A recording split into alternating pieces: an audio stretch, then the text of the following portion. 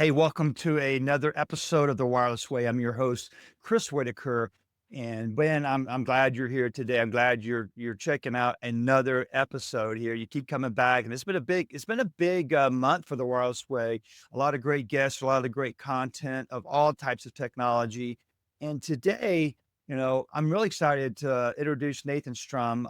He's my guest today, and we're going to talk about a topic I haven't really touched on other than AI and how AI is used in his product, his offering, and his company. So we're going to get into that. But first, a little bit about Nathan, CEO, co-founder of Abby Connect, an innovative family-built answering service that's been setting the gold standard in small business customer care for the past 20 years.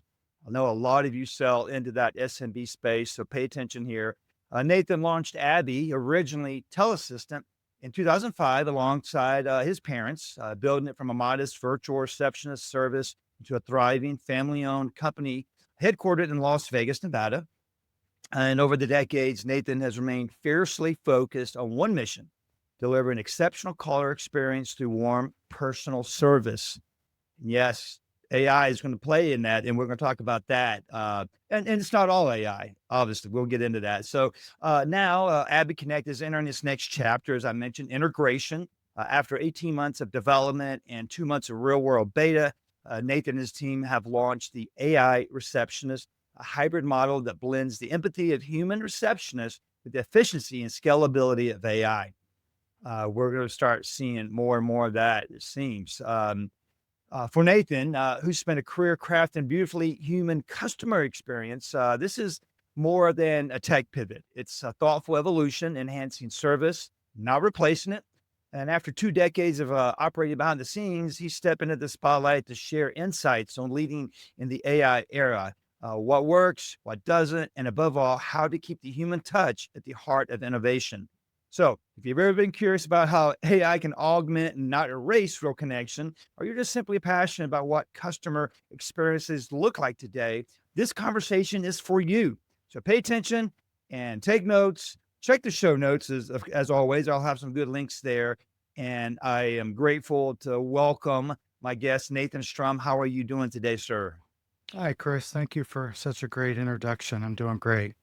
Man, that's fantastic. Well, it's easy to do a great introduction when the story's good, So as a tech enthusiast myself, and we're at that time in technology where it's just really exciting to be here because just when you think you've got it all figured out, it's evolving, it's being enhanced by more technology, and that's what I'm really excited to have this conversation with you. But before we get into that, as always, first question for my guests: Hey, what's not the bio? Tell us a little bit more about you and how did you get here? Sure. So the bio is a very polished version. The story is a lot messier, it's maybe a little bit more fun. Um, I would say a lot of blood, sweat, and tears, but also a lot of family fights. Mm, So anybody yeah, that's worked with their family knows that there's some butting of heads going on, and it can get a little contentious at times, which brings out the personality, and really has made us humble as a family to run this business. But there's been a lot of pivots along the way. There's been a lot of lessons learned. We started out as renting office space and found a business in the phone service support industry. And like you said, we've pivoted today to add AI to our offerings. fantastic. Have you always been a techie? I mean, is this being it was a family business, you just kind of grew up in it? Have you always had this interest in technology? I've always had a interest in technology. I've really gotten my hands too deep into it as the business has evolved. I know you're a telecom guy. We started out with the old Mitel 3300 phone system, and I used to spend nights getting in there and figuring out what I could do with that phone system, and it was a learning lesson. So when you're not building great technology for Abby, your business, I mean, do you have any hobbies you're passionate about, or are you all work kind of guy?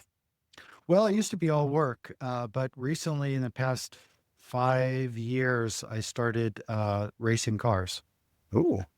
So we go and now I'm a student, and I'll probably be a student for the rest of my life.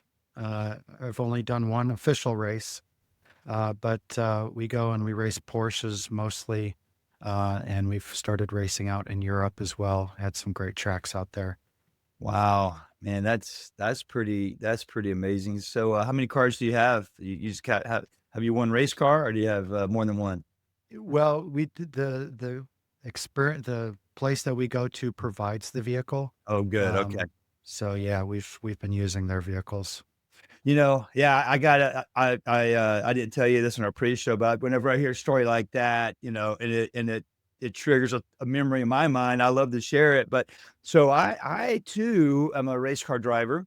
Mm, Um, Albeit I've only done it one time, and I would definitely say I'm a novice, but I have driven. So I had an opportunity with, Connectus, one of our my supplier partner friends. Yeah, so, yeah, they're a distributor for Verizon Wireless, and I mean, okay. among some other things, but, so we were at Dallas Motor Speedway about a month Mm, ago, mhm. and, Connectus is they have a race car in the NASCAR circuit as well. They also have a stretch limo. It can hold 20 people, but it's a NASCAR frame. I mean, Oh my it's gosh. literally a NASCAR race car cut in half and extended. So Wow. that's really cool. And had the opportunity to actually get behind the wheel and do 10 laps in a NASCAR race car with the coach next to me. Sure. That was obviously the only way that was going to happen. But I was sitting the whole time. I'm like, oh wait, are you really going to let me get behind this car? I mean, have you seen my driving record? But it was exhilarating, super fun. Um, at the Dallas Motor Speedway, the organization there, yeah, they do corporate events and all, but Sure. they're real race cars, and got to 150 miles an hour, and it Wow. was really fun. So, what got you into racing? Out of curiosity, was it just something you thought looked good, fun? Well, actually, by happenstance, a good friend of mine bought a Mercedes and AMG, and they gave him this Mm. AMG experience package where they fly him out to a racetrack in Laguna Seca in California. And he invited me to come along. And I'll tell you, getting behind that AMG and just sitting on the track, I knew I was hooked from the beginning. It was just amazing. So, Will you ever consider yourself a risk taker prior to that moment? not really. And, I've never been a sports guy or, like I said, I really have never had great hobbies until I started racing. God, yeah, see, I love asking that question because I never would have known that. I never Yeah. would have thought that. That's really cool. So, thinking back over the last 20 years, family-owned business, you mentioned there were some challenges there. It makes perfect sense. I mean, even families that don't work together sometimes can have challenges. So, how did growing up in that entrepreneur environment, shape your approach to the customer experience and how you lead the company today? Well, I think, working with your family humbles you, and it also gives you a different experience. But, we were forced to focus on the customer as a small business owner. So one of the first companies that I worked for with my family was a bagel shop, and they sold coffee and bagels in the St. Louis area. And it was right around the time when Einstein's was really blowing up. And to compete with them, we had to work on our relationships, So when somebody came in for that coffee, we knew them by first name. We knew what they wanted. We knew how much cream they wanted in their coffee, what their favorites were. So we were kind of forced into it from the very beginning. Mm. Is it hard to find employees that can embrace that philosophy as well? I mean, even back then and now, how's that going in terms of? I mean, I talked to a lot of business leaders, and I just hear this recurring theme about this challenge of having good talent and ambitious employees. Does that ring true with you as well? Well, it's changed over the years. In the beginning, it wasn't as difficult because you have that close connection with your employees. Mm. And so, for me, when I became the CEO of Abby Connect, I always treated my employees like business owners. And that was just because of the way that I was brought up, and treating them like that and making them feel like they are part of the business, which they are, um, Yeah. you know, made a different relationship between me and my employees.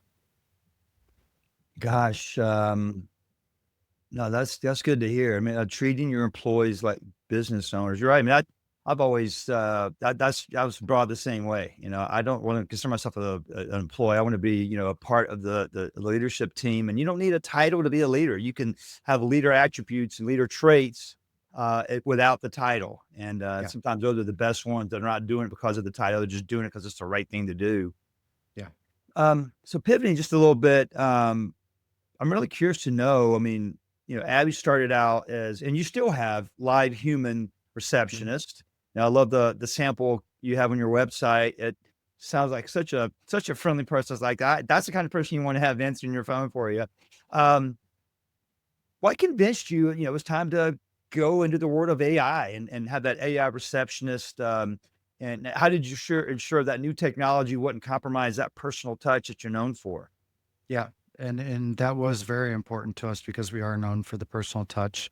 A lot of people, especially my friends, thought I was crazy when I said I was going to try to get into the technology business, but it came out of a need. And so this business has pivoted several times based off of customer needs. And that's how we've been able to stay in business for 20 years. In the beginning, when we were known as Teleassistant, we were competing on cost, and we were cutting costs as much as possible. Um, what we found was, is if we charged a little bit more and hired more receptionists per phone call, and we're able to spend more time on the call, we gave the caller a much better experience, and we gave the client of the caller more opportunity to win that business. And so that point we pivoted. A few years later, there was another pivot point where we were trying to do everything over the phones. We were doing a lot of scheduling. We were doing order taking. We would answer a lot of sales calls. We would do the normal transfer calls, answer FAQs and whatnot. But some of these scheduling platforms, we had to use a VPN to log into the dentist's office and remote into his computer, and the whole shebang of how that can go wrong. And you can't get into the computer, or the password's not working or whatnot, and then the caller's on the line. Um, and so we ended up discontinuing all of those services and focusing on what we were good at, which was providing that human touch. And that was another great pivot point. We've since added scheduling back into our array of services with a lot of the new technology. It's a lot easier to schedule a call, to schedule a meeting for our client. But the pivot point that really led us into this idea of AI was, callers are still looking to be connected with. They're still looking for that human empathy, but they also want to call in and get their task done. People are sick of calling and speaking to an offshore answering service or whatnot and not getting anywhere. The fluff of just having somebody there on the call to talk to you isn't working anymore. And AI is going to be able to do a lot more, like the scheduling, like the order taking, looking up things in CRM, do a lot more for the client and save them a lot of money. And so that's kind of why we pivoted to this. But as you kind of alluded to, we will never um, get rid of the human touch. We will never get rid of humans answering the calls. There's always going to be a balance between human and AI. And that's what we're seeing with our clients now. Is there particular verticals you're seeing most common? I mean, is there like certain businesses, you mentioned, the dentist offices. Is there like some, if you had to put your top three, customer verticals in three different buckets, do they fit in nice three buckets easily, or is it kind of like all over the map? They do. So we've been heavily involved in the legal space for the history of our company. And then also dental, medical has been a big industry. After that, it is a wide range of industries, just small business, number of employees has been kind of the demographic, if you will. Uh, we're seeing that the AI space is about the same client base. But we are seeing more companies that we wouldn't have been able to do business with before come into the fold of our target market. We're working with some mid-sized companies. We are talking to some enterprise companies as well. So with the scalability of AI, but having that human as a backup to take the call if something goes wrong has been very attractive to enterprise businesses. But we've been really surprised too. We thought we would see some of our clients and industries really shy away from this hybrid model. An example is I have an attorney specializes in elder law, and a lot of her callers, of course, are elderly and need a little bit of the hand holding over the phone, like to have that personal touch. Well, she came to us and she said, "Hey, listen, I know I've been a client for a long time, but I'm looking to cut my costs. How can you help me?" And so we presented her with this option of AI to answer some of the calls at night, at least. And she was very resistant, of course. We said, "Hey, listen, we'll give it to you for free. Let's try it out. Let's see how this goes." And so we answered calls. She had us for the AI answering calls at night. Fast forward, she's one of our biggest advocates. She loves it. She loves it. Her clients love it. Her callers, they have little problems with the technology. They like that they can actually reach somebody, right? Yeah. And that they can get their call handled without waiting on hold or without ringing, 3 or 4 rings. The call's instantly answered. Their questions are instantly answered. They have a great dialogue. They're happy. Yeah, that's fantastic. Um, yeah, so yeah, that's this pivot point we're talking about, and going from the human touch and using technology now. Uh, as much as you can share, I'd love to know, what's been the biggest challenges in training an AI to replicate that warmth and adaptability of a human receptionist, and what have you learned during this whole beta testing phases? Have you had to make a lot of changes or different configurations for the software? We have, you know, uh, when ChatGPT came out, I was enamored, like most of the country, with this new technology, um, and we thought, hey, you know what? Let's throw up a prototype. Let's create a bunch of creative ways to connect into some of these OpenAI and Google APIs and whatnot, and let's see if we can come up with something that mimics what we do using basic prompt engineering, right? And just connecting straight into the APIs. And what we found was we couldn't be farther from the truth. It just could not be done. So we did have to develop our own software, and we did have to train our own models. Uh, when we started building the software, I went to the software team and I said, "Hey, listen, we're going to spend some money. We're going to spend some time developing this. But if we can't go to market with something that does exactly what our receptionists do now and has that human touch, then we're going to scrap it and we're going to continue doing what we do because we do it well and we're well liked in the industry and we've got a great business. We're not struggling to pivot right now." Um,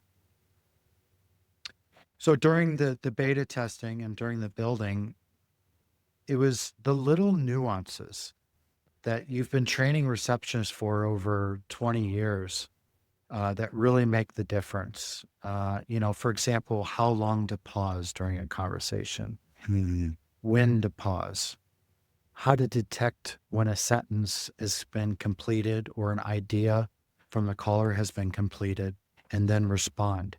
How to rephrase your responses as an AI generated response when the caller doesn't understand. So mimicking these natural kind of conversation flows was a challenge, and it did take a lot of time. It took a lot of beta testing and took a lot of patience.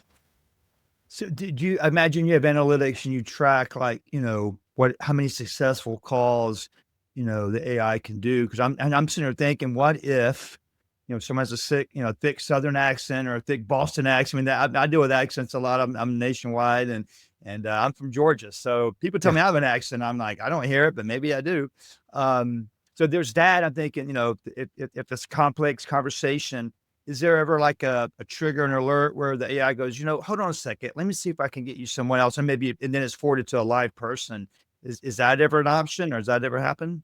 It is, and I think that's what makes us stand apart from some of the, technology startups is that at any point, if there's some sort of issue or we detect some sort of friction from the caller, it does transfer over to our live human receptionist. And by the way, we don't charge for that call either. So our humans will answer and they'll take care of the call.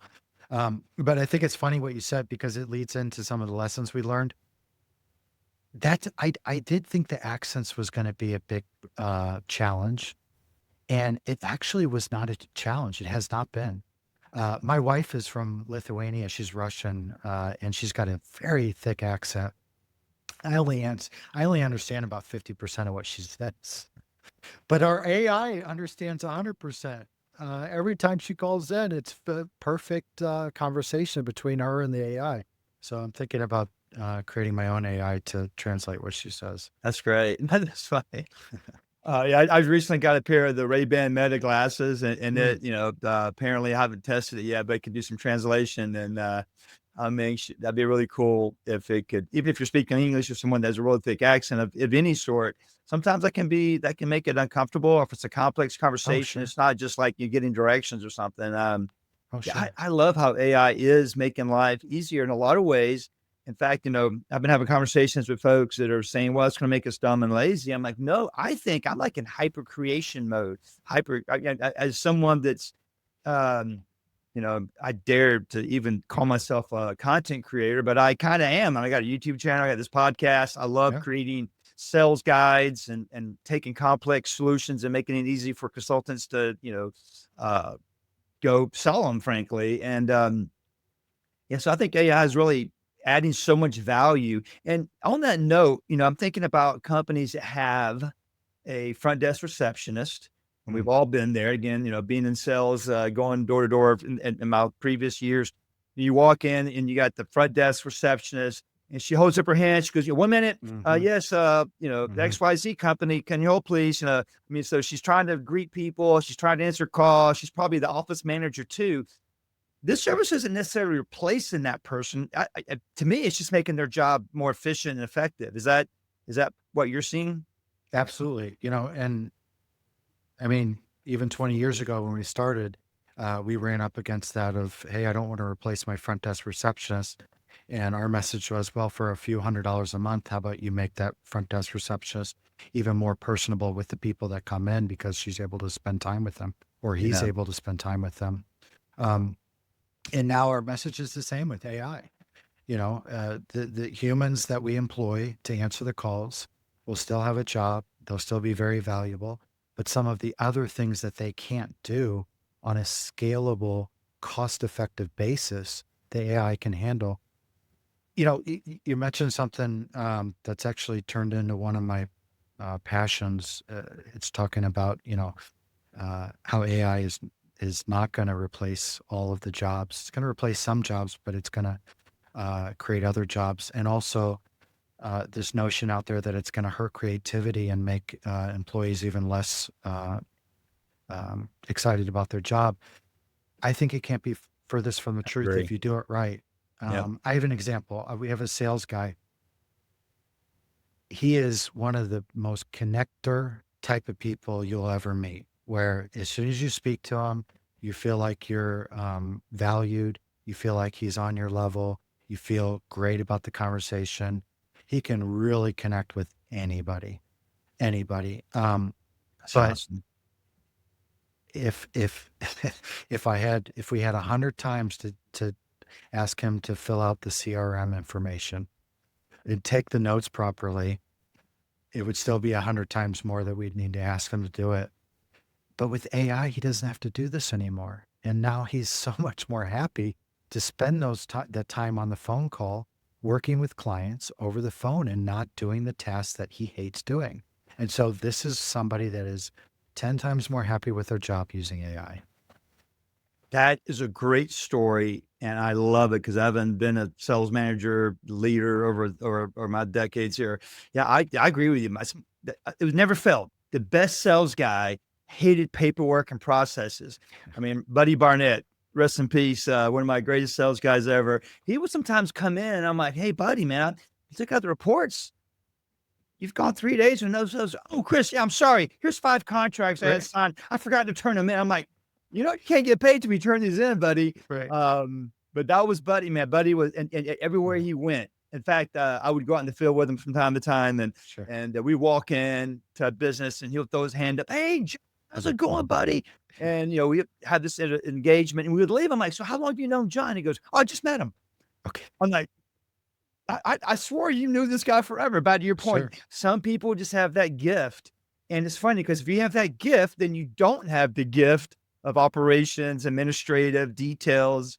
So interesting to hear you tell that story because I was just having this conversation a few days ago with someone, and that's kind of par for course, it seems. But so how cool is it that now you're using AI to make that kind of salesperson more productive, more efficient? Uh, Tell me a little bit more. How's that working? Is it just, his phone calls are being transcribed and put into the CRM, or, Pretty much. how's it Yeah. work? They're transcribed, they're put in the CRM. We actually run all of his calls through an engine that gives him advice on the call. And it comes up with a list of action items that he needs to do after the call. And then, so the next iteration we're working on is that it'll actually schedule his follow up calls and follow up emails on his behalf. It's pretty cool Wow. stuff. Well, I'm sure sales managers, that's another job that's often, underappreciated in an organization because your Mm, they're middle managers. They're trying to mhm. they're trying to do the reports for you and the other senior leaders, but they're also trying to manage the employees and keep all the funnels clean. And that's a job that's really hard to do well. I mean, Yeah.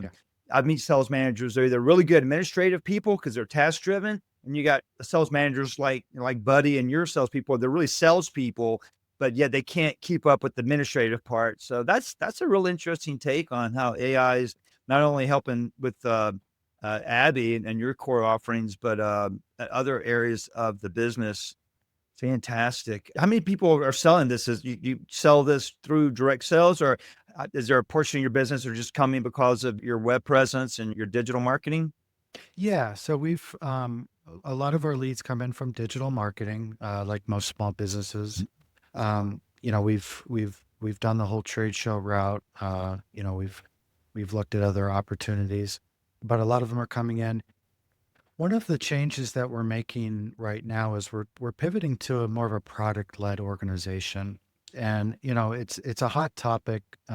We've always been product-led because we've always focused on what we do and let that kind of speak for itself.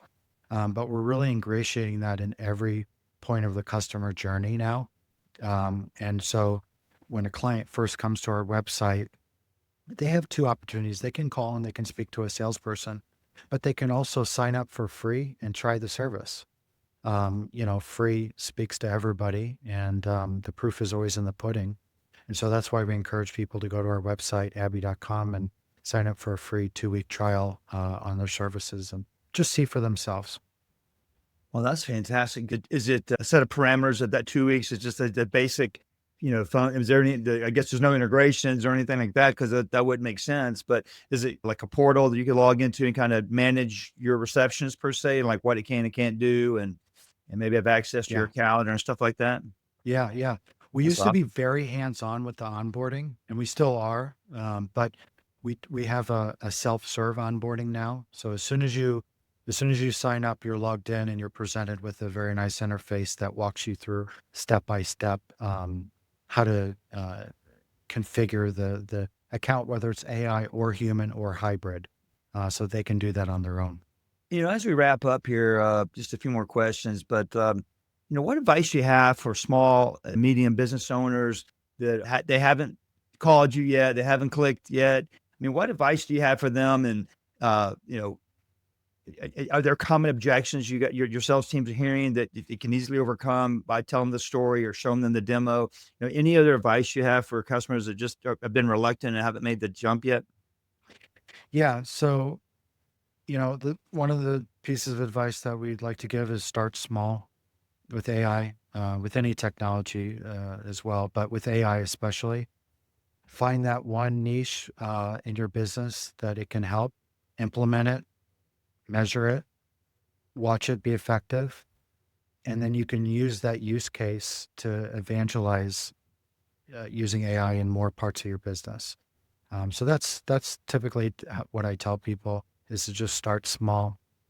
Uh, the other thing is, when you use the popular Geminis and Chat GPTs and the Claudes and all these, um, th- they're they're so open. You can conversate with them. You can take the conversation anywhere. Um, but some of the companies like Abby that are building very targeted services, uh, it's a much different experience. So, you know, like I said, when we first prototyped, we connected straight into the APIs, and these things could go anywhere. I mean, you could ask it who it wants to uh, vote for the president, and it would have that conversation with you. So we had to develop software that honed in the conversation to be specific to what a receptionist would do. And that's what we're seeing. All the small businesses that are coming out with great AI products. I would just advise people to try it and see where in the business where it can help you. Um, I, that's I got so many questions popped in my head as that last comments. So with each customer, is the AI being trained? I mean, is it so, from week 1 to week 7, is AI gonna evolve and get better at handling those unique calls about, you know, maybe it's a company that sells, custom screens for or shades for houses, for example. Will it get better at asking discovery questions, and does it evolve as it learns, or is it kinda out of the box doing what it needs to do? Good question. Yeah, it does evolve. The word training is thrown out a lot and misleading in AI, uh, but there's a process that we're working on where the AI identifies questions that you might not have answered as a business owner in the portal, and it'll send you an alert and ask you the answer to that question or suggest an answer. And so that we want you to still have control. We don't want this AI model to go off on its own and, you know, somehow tell somebody something that you didn't want to tell them and promise Right. them something that you didn't want to promise them. So there's a level of control with a level of self learning and self optimizing. Fantastic. Well, I think we've covered a lot. I am very interested and sees great value in what we've talked about and the offering. I mean, everybody's so busy nowadays, and we're flooded with information. There's so much information out there. There's a quote I love, drowning in information, but starve for knowledge. So Mm. it's kind of cool how your service can help. Kind of bridge that gap in a lot of ways. Nate, is there any last words or anything we haven't covered that you wanted to share with us in our last few minutes? Yeah, I mean, the message that I really want people to understand is that if you figure out how to use AI, it's not going to replace jobs. The people that use AI are going to replace the people that don't use AI. And I'm really passionate about that message. We have a employee, just a quick story for you. We're seeing Sure. this across the board because we offer free learning modules and training classes for even our entry level employees to learn AI. And she started as a receptionist, and she has 5 boys, if you can believe it. Wow, Single man, mother. Her God family bless her. lives in another state. She has little help here, and she started as a receptionist, and she's since worked her way up to a support technician, and now she's completed our AI learning modules, and her salary is going to be increasing just based off of her learning and her knowledge, and the opportunities that have opened up to her are incredible. So we see a big opportunity to raise the bar for our current employees. And that's the message here is don't worry about it replacing employees. Worry about bringing your employees with you on this journey. And you can improve their lives and you can improve, their earning potential. Gosh, yeah, I agree 100%, and I'm seeing the same thing, and And I guess it's just, humans, we have a hard time with change sometimes. Even good change can be hard. Yeah. But, once we can demonstrate the ROI, we can demonstrate the advantage and the benefits. I mean, because, even as a tech enthusiast myself, sometimes I have a hard time convincing business leaders to go from a clipboard to a tablet that's connected to a SIM card and, just capturing all the data and put it in the cloud. And now I have a lot of salespeople on my team that use Plod. Um, Mhm.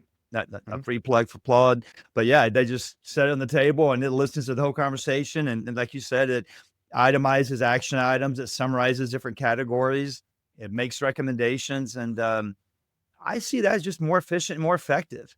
I mean, Oh, how many sure. meetings we go to that a lot of great stuff's talked about, but no one was taking notes and the meeting's over 2 days later. The meeting might as well never have happened because no one took notes and no Yeah. one captured action items. So that is fascinating. No, I'm really grateful for your time today, Nathan. Yeah, Definitely check the thank you. show notes. I appreciate the time. Yeah, I appreciate it too, and it's been a great conversation. Thank you, Chris. You're so welcome. And there you go, folks. Another episode of The Wireless Way. And as you haven't heard me explain it before, The Wireless Way, it's a double entendre. I started out as a wireless technology show 5 years ago and had this epiphany that wireless is no strings attached and no judgment. And the ways, the path, the journey, the venture, I think we hit on all of those today. Definitely check out the show notes. Check out abby.com to learn more about how you can optimize your business, your customer experience. And I look forward to seeing you next time on The Wireless Way.